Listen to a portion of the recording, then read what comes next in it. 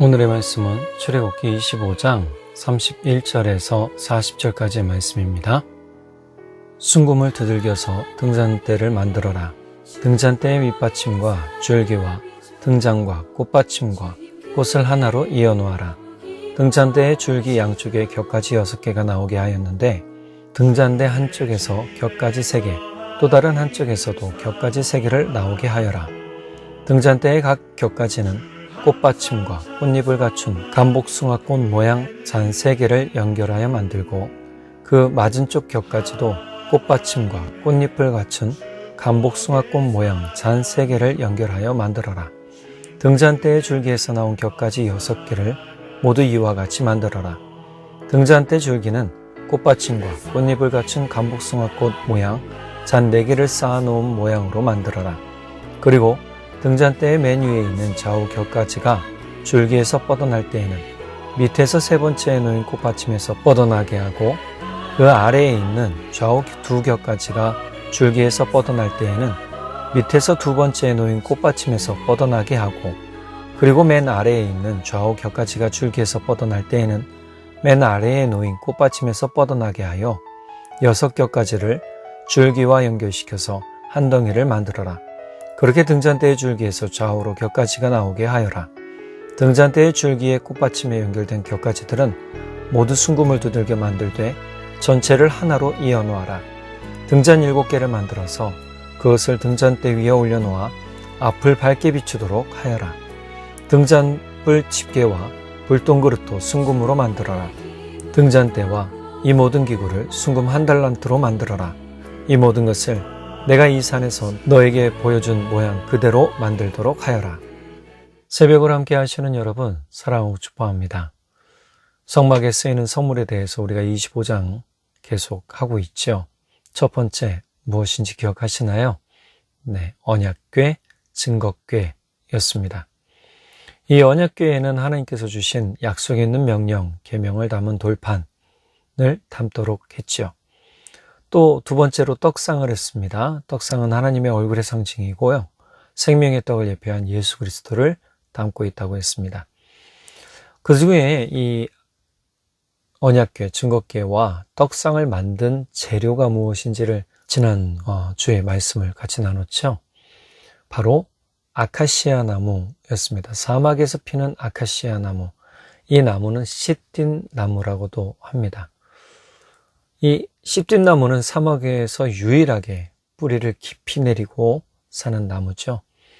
얼마나 뿌리가 깊냐 하면 길게 자라면 100m까지도 자란다고 합니다. 모르겠습니다. 저는 보질 못해서. 근데 그만큼 물을 깊이 찾기 위해 뿌리를 깊이 내리는 그러한 성질을 가지고 있는 나무죠. 뿌리는 그만큼 긴데 위로 자라는 높이는 그닥 높지 않습니다. 5m에서 8m 정도 자란다고 합니다. 그런데 이 나무는 사막에서 자라는 나무라 사막의 기후를 견디려다 보니 참 모양이 이쁘지는 않습니다. 이리 뒤틀리고 저리 뒤틀린 모습을 가지고 있고요. 옹이도 많다고 합니다. 제가 이 사진을 하나 보여드리는데요. 이 사진을 보면 이해가 가실 것 같죠? 네, 지금 보시는 이 사진이 아카시아 나무, 시딤 나무입니다. 얼마나 볼품없어요. 물을 찾을 수만 있다면 아주 끝까지 생명력 있게 살아가는 나무가 바로 이 시딤 나무라고 합니다. 이 어떻든 가구로 쓰기에는 적합하지 않은 그런 나무입니다. 그러나 하나님께서는요, 이 아카시아 나무, 시딤 나무를 사용하라고 명령하시고 장인의 손을 통해서 다시금 새로운 모습, 심지어 금을 씌워서 영광스러운 모습으로 바꿔서 사용하도록 하시죠. 이것은 세상 풍파 가운데서 고집이 세지고 억세지고 또 상처를 많이 받고 간직한 우리의 모습과 별반 다르지 않은 것 같습니다. 그런데 이런 나무 한 껍질을 벗겨내고 작은 널판으로 만드는 과정은요, 우리의 죄를 벗기시고 씻기시는 모습 같아요. 우리가 하나님께서 사용하시기 좋은 나무로 다듬어지는 과정을 거쳐서 영광의 순금으로 덮여질 때 그 영광스러운 그리스도인의 모습이 되는 것이죠. 쓸모없던 나무가 거룩하게 구별된 나무로 변하는 과정은요, 그리스도의 보혈로 죄사함을 받고 하나님의 계획대로 성화되는 우리 자신과 같은 것입니다. 그러니까 우리의 모습이 사실은 어떻게 보면 참 초라하고 보잘것없고 세상 풍파에 너무 거칠어진 그러한 모습일지라도 하나님은 그러한 우리를 아까워하시고 사랑하시고 또 돌보시고 우리를 쓰시고자 하신다는 사실 꼭 기억하면 큰 은혜가 됩니다. 우리 인생이 마치 버림받은 것 같고 소외된 것 같고 쓸모없는 것 같이 보여지는 것 같지만 이 광야의 시뜸나무 하나님께서 쓰셔서 아름답게 사용하시는 것처럼 우리 인생도 하나님이 사용하시면 아름다워집니다. 영광스러워집니다. 그러니 우리도 그 소망을 가지고 살기를 간절히 바랍니다. 자, 오늘은 세 번째 성물인 등잔대입니다. 히브리어로 메노라라고 합니다. 번역하면 촛대, 등잔대라고 해요. 근데 촛대라는 말은 조금 다르다라고 얘기하기도 합니다. 왜냐하면 촛대는 초를 꽂아서 사용하는 건데 등잔대라는 것은 기름에 심지만 얹어놓고 사용하는 거거든요. 그러니까 정확한 번역으로는 등잔대가 맞는 거죠. 기름, 감유를 여기에 넣고 관유는 머리에 붓는 기름이고요. 관유는 감람유라고 하는데요. 이 감람유를 이 등잔대 위에 이렇게 고이게 해서 여기에 심지 놓고 불을 피우는 그러한 모습을 하고 있죠. 그래서 등잔대가 맞다라고 얘기합니다. 오늘 본문에서는 순수한 금, 정금이라고 나와 있습니다. 순수한 금을 사용하도록 했고요. 사실 설명보다 사진 한번 보실까요? 네, 지금 이 사진입니다. 이 사진이 등잔대 모양입니다. 순금, 정금은요, 순수한 믿음을 상징합니다.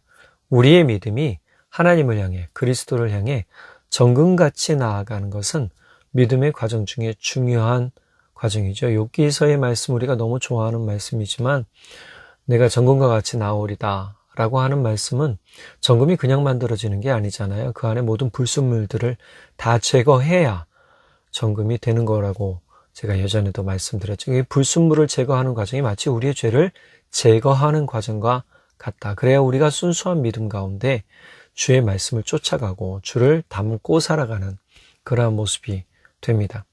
우리의 죄와 욕심, 허물을 제거해야 정금이 될 수 있기 때문에 순금, 정금은 하나님을 향한 순수한 믿음, 예수 그리스도를 향한 순수한 믿음이라고 말할 수 있습니다. 또 한 가지, 이 등잔대는 빛을 비추는 도구잖아요. 성소 안은 덮개로 덮여져 있습니다. 그냥 덮개 하나가 아니고요. 해달 가죽, 바닷소라고 했잖아요. 그런 가죽까지 덮여져 있기 때문에 이 성소 안은 굉장히 깜깜합니다. 깜깜하다 못해서 빛조차 없는 암흑 그 자체예요. 그런데 이 암흑 가운데 빛이 필요하겠죠. 대제사장이 성소 안에서 모든 성례전을 다 하고 지성소까지 가서 해야 되려면 이 등잔대가 반드시 필요합니다. 성소 안에 유일하게 비춰주는 성물이기 때문에 매우 소중하게 다루어야 했어요. 등잔대를 옮길 때는 보자기에 싸서 조심스럽게 옮겨야 된다라고 나와 있습니다. 성소를 유일하게 비추는 등잔대는 빛이신 예수 그리스도를 상징합니다. 예수님은 세상의 빛으로 오신 분입니다. 요한복음 1장 3절에 보면 이 생명은 사람들의 빛이라 라고 사도 요한은 말하고 있어요. 세상 가운데 사람들의 빛이다. 즉 세상 사람들에게 비추는 빛이라고 얘기하죠. 요한복음 1장 9절에서는 예수님을 이렇게 표현합니다. 참빛이 있었다. 그 빛이 세상에 와서 모든 사람을 비추고 있다. 예수님은 참빛이시고 모든 사람, 즉 세상에 사는 모든 사람, 예루살렘에 있는 사람, 이스라엘 사람만 비추는 게 아니고요. 세상의 모든 사람들을 향해 비추고 계신다라는 겁니다. 요한복음 8장 12절 볼까요? 서번역본입니다. 나는 세상의 빛이다. 나를 따르는 사람은 어둠 속에 다니지 아니하고 생명의 빛을 얻을 것이다. 아까 성소 안은 몇 개의 덮개를 덮고 있기 때문에 완전히 암흑이라고 그랬습니다. 완전한 어둠이죠. 그런데 이곳에 빛이 있으면 어떻습니까? 대제사장이 물건 놓인 것, 또 아까 떡상에 떡을 놔야 되고, 또 포도음료도 놔야 되고, 이런 과정들을 다 해야 된단 말이에요. 일들을 해야 될 때 이 빛이 없다면 불가능하겠죠. 이 등잔대에 빛이 있어야만 이것이 가능한 겁니다. 그러니까 어둠 속에 다니지 않도록 예수 그리스도가 세상의 빛, 우리 삶의 빛이 되어 주시는 거죠. 또한 이 빛은 그냥 빛이 아니에요. 우리 가운데 생명을 얻게 하는 빛입니다. 예수님이 이것을 아주 분명하게 말씀하시죠. 요한복음 9장 5절 현대인의 성경에 보면 내가 세상에 있는 동안 나는 세상의 빛이다. 예수님 거듭 말씀하세요. 사도 요한도 이야기하는 부분이지만 예수님은 제일 첫 번째 세상을 비추는 빛이라는 것. 이 세상은 곧 많은 사람들을 어둠 가운데 다니는 사람들, 어둠 가운데 사는 사람들을 이끌어내는 빛이에요. 그러니 얼마나 감사하고 얼마나 참 기쁜 소식입니까? 우리 마음이, 우리 심령이 어둠 가운데 있을 때 빛을 본다면 참 그것만큼 기쁘고 영광스러운 일은 없겠죠. 그러니 우리가 빛이신 예수 그리스도를 온전히 바라보고 있어야 우리가 빛 가운데로 나아갈 수 있게 됩니다. 요한복음 12장 46절 나는 빛으로서 세상에 왔다. 그것은 나를 믿는 사람은 아무도 어둠 속에 머무르지 않도록 하려는 것이다. 이 요한복음 8장 12절의 말씀과 동일하지요. 나를 따르는 사람은 어둠 속에 다니지 아니하고 나를 믿는 사람은 아무도 어둠 속에 머무르지 않도록 하려는 것이다. 예수님은 아주 분명하세요. 많은 사람들이 어둠 가운데 나와서 빛 가운데 살기를 원하셨어요. 이 빛은 영광의 빛이고 소망의 빛이고 기쁨의 빛이고 생명의 빛이죠. 이 빛 가운데 머무는 사람이 바로 희망의 사람이고 소망의 사람이고 기쁨의 사람이고 은혜의 사람인 거예요. 억눌려 있다라는 건 큰 아픔입니다. 빛 가운데 억눌려 있는 사람은 아무것도 못하지만 빛으로 나온 사람은 무엇이든지 할 수 있어요. 바로 사도 바울이 그랬지요. 율법은 우리를 얽매이게 하는 것이고 우리의 죄를 드러나게 하는 것이지만 예수 그리스도의 생명의 복음은 우리를 그 율법에서 자유케 하고 우리를 생명 가운데 이끌어 우리가 무엇이든지 주님 안에서 할 수 있도록 만들어주시는 능력의 말씀이라는 거예요. 능력의 복음이라는 거예요. 그래서 사도 바울도 고백했다고 그랬잖아요. 내게 능력 주시는 자 안에서 내가 모든 것을 할 수 있습니다. 즉 내게 능력 주시는 예수 그리스도 안에서 내가 자유를 얻어 나는 무엇이든지 할 수 있는 자유가 있습니다라고 얘기하는 거죠. 여러분 이건 얼마나 큰 기쁨의 소식입니까? 얼마나 큰 기쁨의 은혜예요. 누가복음 2장에 나오는 의롭고 경건했던 사람, 이스라엘이 받을 위로를 기다렸던 사람, 주님께서 세우신 그리스도를 보기 전엔 죽지 아니할 것이라는 성령의 지시를 받은 사람 시므온이 아기 예수님을 만나고 이렇게 찬양해요. 누가복음 2장 30절에서 32절입니다. 내 눈이 주님의 구원을 보았습니다. 주님께서 이것을 모든 백성 앞에 마련하셨으니 이는 이방 사람들에게는 계시하는 빛이요 주님의 백성 이스라엘에게는 영광입니다. 이 빛은요 이스라엘 사람에게만 있는 건 아니었어요. 이방 사람들까지 지금 시몬은 이야기하잖아요. 이방 사람들에게 계시하는 빛이요 이스라엘에는 영광이다. 예수 그리스도를 믿는 모든 이들에게는 빛이 비추어지고 하나님이 드러나고 예수님이 드러나고 또 그 빛을 통해 우리가 하나님의 영광의 은혜를 경험하게 되는 것입니다. 자, 그리고 여기에 쓰이는 장식 모양이 있어요. 그럼 왜 모양을 만들게 하는 부분들이 있을까? 살구꽃이라는 부분을 알아봐야 돼요. 자, 오늘 본문에 보면 살구꽃, 그 다음에 살구꽃과 연결되는 이렇게 둥글게 된 부분이 있죠. 이게 살구씨 같아요. 우리가 보기엔.